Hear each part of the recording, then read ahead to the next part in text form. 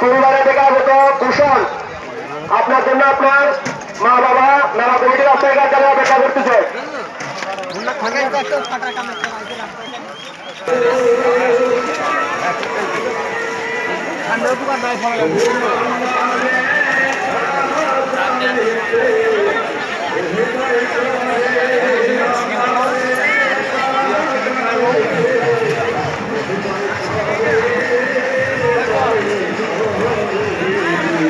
আমি দর্শনার্থীদের কাছে অনুরোধ করছি, অন্ধকারে আপনারা যেখানে সেখানে যাবেন না, অবাঞ্ছকর এরিয়া এড়িয়ে চলবেন। আমি দর্শনার্থীদের অনুরোধ করছি, আপনারা অন্ধকারে যেখানে সেখানে যাবেন না, অবাঞ্ছিত এরিয়াগুলো আপনারা এড়িয়ে চলুন।